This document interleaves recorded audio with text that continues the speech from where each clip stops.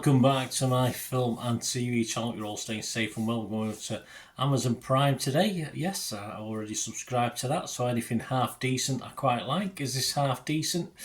Well, it's sort of out my demographic, but I do listen and read to quite a few YA novels, mainly science fiction stuff I like, but this is based on a YA novel, a young adult novel from 2014, so it's a bit of a younger base, but obviously if you're sort of knocking on a bit like me and you would like to watch a good drama, we'll have a look at this one. It's classed as a psychological thriller called We Were Liars, written by E. Lockhart. It premiered on Amazon Prime on June the 18th, 2025. I'm doing this review on June the 21st, 2025. So I've done it over about 3 days. So it's sort of binge watch, but not one after another. I've done other things as well, which I needed to do watching this, in fairness. What's it about? Well, a 17-year-old girl who survives a horrible accident at her family's summer home.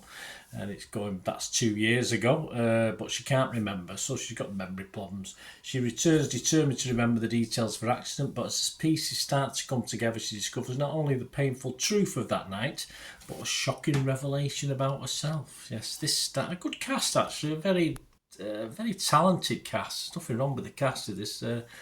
If we had a sort of UK equivalent of this, I don't think the quality would be the same as far as talent and acting is concerned, but a pretty good cast all round. Emily Allen Lind, Shubham Maheshwari, Esther McGregor, Joseph Sada, Caitlin Fitzgerald, Mami Gummer, Candice King, Rahul Kohli, David Morse and Wendy Crewson. So David Morse representing the older guys, shall we say, a bit. His character's a bit, hard work. Uses language that you perhaps can't use in this day and age. Even I know that at my weird age. But he's a law unto himself. He's obviously very privileged and obviously very, very rich. Anyway, it's a series when you sort of have to like the characters quite quickly and care about them. And there's a couple I didn't mind. A couple I sort of invested in quite early. And then once you've done that, you just want the action to start, or at least the lying to start. That's what it's called, We Were Liars. There's a lot of tease in the storyline, which works on wanting to keep you watching, certainly for an episode or two. But as it goes along, it does get a bit frustrating as you want them to get on with things. And I was sort of partway through episode 2, and I thought I must have watched at least 4 or 5 episodes, because that's just the pace of it. Watching sulky, raging, hormone-filled teenagers, for the most part, although the mums are involved as well, it's not usually my means of having a great time. But so it has to be a reasonable story, because as I say, I do read or listen and read to a lot of YA novels, and I quite like them. But this is also about privileged families, which won't always go down too well, which is never a good watch, unless all sorts of horrors, of course, are happening to them. And for this, we have to wait a while for that to happen. The flashbacks, it's told in flashback, a lot of flashbacks. Don't forget, we've probably got 2 years to fill, haven't we, between this girl losing her memory. So there's a drip of information that would normally keep you watching. But I thought it was all a little bit laborious at times. And to me, if you know why, I mean, occasionally, even if I like a programme, I do tend to check my phone.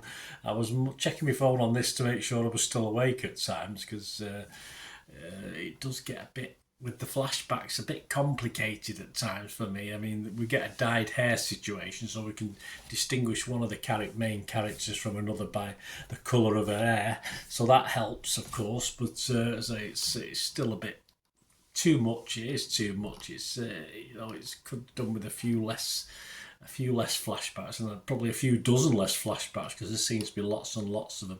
It's all very blonde, of course. The family's very blonde, so, probably bland as well at times. Though it does enough, perhaps certainly for the first 3 or 4 episodes of this. We're talking 8 episodes, to sort of drag me back into watching it and get. But as I said, something like this, if I was really keen on it, I'd probably watching it in over a couple of days. This took me 3 days watching at various times. And over the series of flashbacks are just a little bit annoying rather than helpful, because you've got 8 55-minute episodes. Put it down to say 3 episodes. 3 episodes or 4 at most. It might have been a little bit better, but things grow a little bit thin. And as ever, I mean, I sorted the twist out. I'm not saying I got all the fine details of the twist in this, but I had sorted a twist out fairly early on in this, and all right, I wasn't 100% right, but I think if you watched this, you probably would have guessed it anyway. If you've been around the block like me, you probably would have guessed it. Perhaps you young uns, it'd be all spanking brand new, the twist of this. But yeah, I thought the twist was coming. As I said, it was just the fine tuning of that twist. But I knew it was there. And possibly this for me, I thought it would have been an okay 2 hour film, but not for 8 hours, almost 8 hours. It's just far too long. Because it is a great shame, because the final episode, it was quite poignant. I like the last episode, but it's like as though the other 7 sadly had bored me a little getting to that final episode. It was just a little bit too little too late. And certain people who perhaps wouldn't be into it or invested to review it would have given up by then anyway.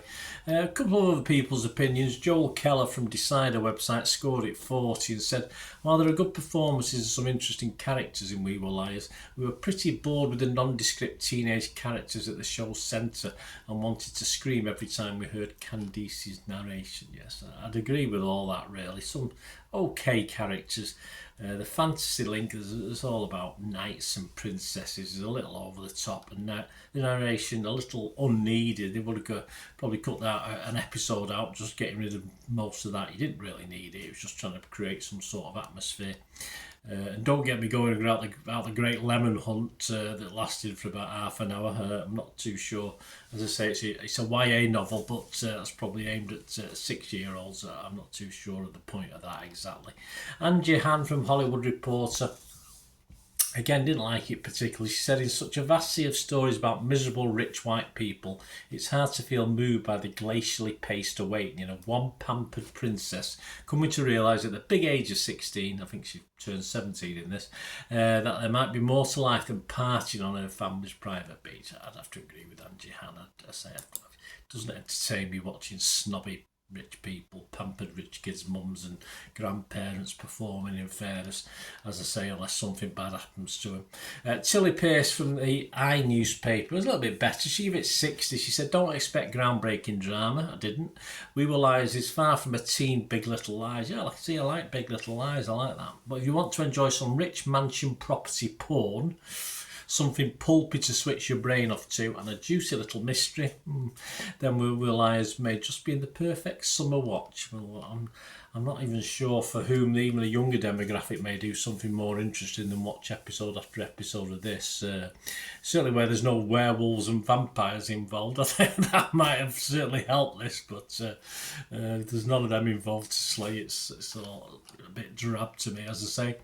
It's a shame. I've just watched the last episode. I would have thought, hey, probably a good series this, but I had to watch the other 7 beforehand, unfortunately. Overall, though, it's not doing too bad. Rotten Tomatoes, 75% positivity. 12 were fresh and 4 were rotten, so they liked it. Metacritic, probably a younger audience, younger critics as well. Metacritic just 53 out of 100, so that's not great. 3 were positive, 6 were mixed, but there's no negatives. Internet Movie Database, it was 6.1 out of 10. It's now gone up to 6.2 out of 10, so it's increased. I would have thought it'd hover around the 6 mark. That's just over 1,000 scores and reviews.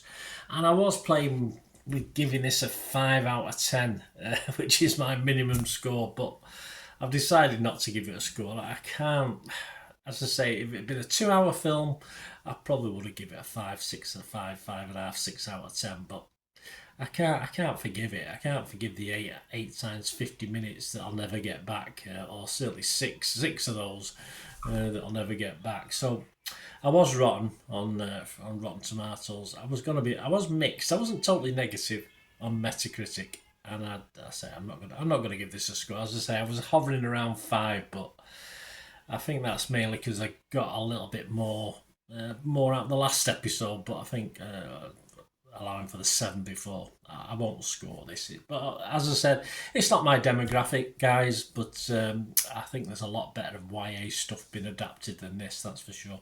Let me know your thoughts. It's great to have your views. And just again, I'll reiterate, a very good cast. If you put the cast in other things, it might be a lot better. Less blondes in something else also. That might be better as well, but well done then. Let me know your thoughts, guys. Great to have your views. And please, if you do like what I try and do on the channel, I try and give a wide range of stuff, my views and other people's views and critique. If you like that, my style, it's how I do it. And you can help support the channel going forward, to push those buttons, or just keep watching and listening. To help me out, guys, if you watch the ads, if the ads on this YouTube ads, that helps in a very little way, but it all helps. It all, you know, watch the pennies and pounds look after themselves, they say, don't they? Or the pennies or the 10p's look after themselves. But if you watch the ads or follow the links on the ads as well, that's always a nice way to support the channel. If you sort of hang on for it, I've done that. I watched other people's and followed the ads, just something I fancied, which does happen from time to time.